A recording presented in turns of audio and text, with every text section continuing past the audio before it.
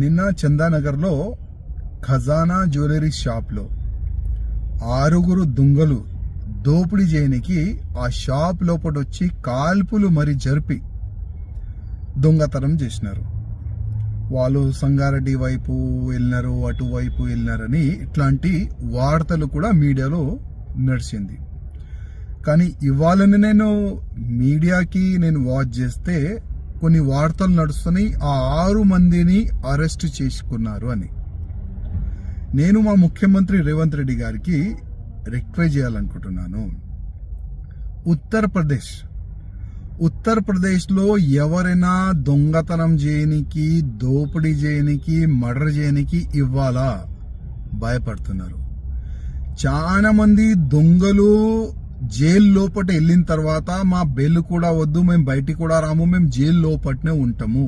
ఎందుకంటే ఏ దొంగతనం చేసేవాళ్ళు, ఏ మర్డర్ చేసేవాళ్ళు, ఎవరైనా మాఫియా బయటికి వస్తే ఎన్కౌంటర్ అవుతుంది.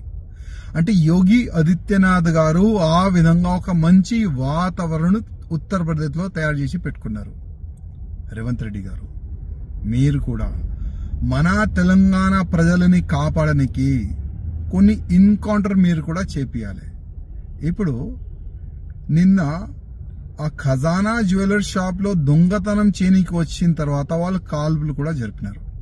కొంతమందికి బుల్లెట్ కూడా తాగింది ఆ షాప్లో పనిచేసే వాళ్ళకి, మేనేజర్కి. ఒకవేళ చనిపోతే, ఇంకా జనాలపైన వాళ్ళు ఫైర్ చేస్తే ఏమయ్యేది? కొద్దిగా ఆలోచన చేయాలి. అందుకోసం తెలంగాణలో కూడా ఒక భయం అట్లాంటి వాతావరణం క్రియేట్ కావాలి. ఎవరైనా వేరే రాష్ట్రంలో ఉన్న దొంగలు తెలంగాణకి దొంగతనం చేయనికి రావాలంటే ఒక భయం పుట్టాలి. తెలంగాణలో దొంగతనం చేయనికి మనం పోతే అక్కడ ఎన్కౌంటర్ చేస్తారు పోలీసులు. ఆ విధంగా ఒక భయం పుట్టాలంటే మీరు కొద్దిగా యోగి ఆదిత్యనాథ్ గారు ఇష్టాల్లో వెళ్తేనే ఆ దొంగలకి ఒక భయం పుడుతుంది. రేవంత్ రెడ్డి గారు కొద్దిగా ఆలోచన మీరు కూడా చేయండి దీనిపైన.